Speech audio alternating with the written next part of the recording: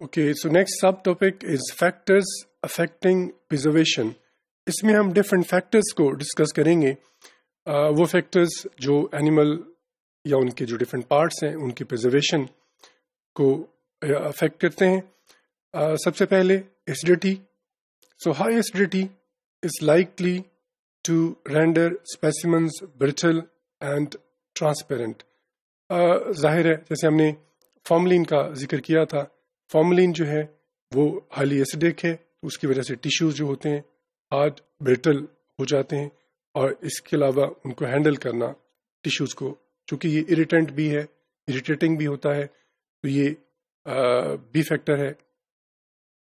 اس کے علاوہ temperature, humidity, یہ بھی امپورٹنٹ فیکٹرز ہوتے ہیں. وجہ اس کی یہ ہے کہ ٹیمپریچر اور ہیومیڈیٹی یا مل کے جو مائکرو آرگینزمز ہوتے ہیں جیسے بیکٹیریا، فنجائی، یہ ان کی گروتھ میں امپورٹنٹ ہوتے ہیں. تو اگر مائکرو آرگینزمز، بیکٹیریا اور جو الجی وغیرہ ہیں اگر یہ زیادہ ہوں تو ریٹ آف ڈیکمپوزیشن بڑھ جاتا ہے، اور جب ریٹ آف ڈیکمپوزیشن بڑھ جائے گا تو ہم اینیملز کو یا اینیمل کے جو پارٹس ہوتے ہیں ان کو پرزرو کرنے میں ہمیں مشکل پیش آتی ہے. سو ٹیمپریچر اگر کم ہوگا اور اسی طرح سے ہیومیڈیٹی اگر کم ہوگی تو اس میں عام طور پہ پرزرویشن بہتر ہوتی ہے.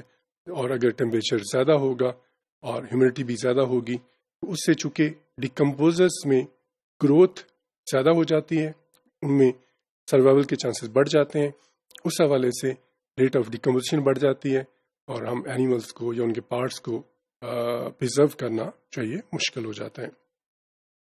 ڈفرینٹ ایگزامپل یہاں دی جا سکتی ہیں. کریبز اور پرانز جو ہوتے ہیں they may be killed in formalin but this renders their joint hard and brittle and their limbs can't be easily manipulated. جیسے میں نے پہلے کہا فارملین ہے تو جو چھوٹے اینیملز ہوتے ہیں ان میں جیسے کریبز، پرانز ہوتے ہیں، ان کے جو جوائنٹ ہوتے ہیں وہ برٹل ہو جاتے ہیں، اس لیے ہم یہاں ان کو یوز عام طور پہ نہیں کرتے ہیں.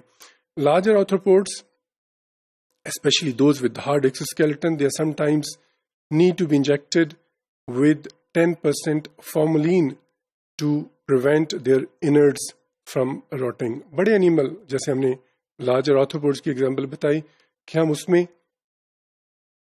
ہم ان کو امرس کرنے کے علاوہ ہم سرنج کی مدد سے ہم جو فارملین ہے 10% فارملین ہے ان کے ڈفرینٹ ٹیشوز کے اندر اگر ہم پورے اینیمل کو پرزرو کرنا چاہیں تو وہ ہم انجیکٹ کر دیتے ہیں.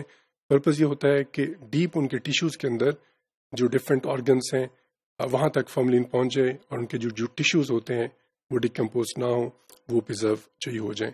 اگر چھوٹے اینیملس ہوتے ہیں تو وہاں پہ ہمیں یہ پروسیس ریپیٹ کرنے کی ضرورت نہیں ہوتی ہے.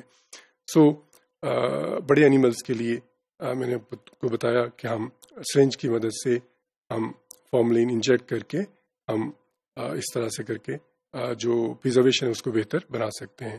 مگر جو چھوٹے اینیملس ہیں وہاں فارملین کے علاوہ ایتھائل الکوہول یا پروپائل الکوہول جو ہے وہ یوز کر کے بھی ہم جو ہے ان کی پرزرویشن کو بہتر کر سکتے ہیں. مگر مین فیکٹر جو افیکٹ ہوتے ہیں جیسے ہائی ایسیڈیٹی آپ کو بتایا، temperature, humidity, these are the main factors.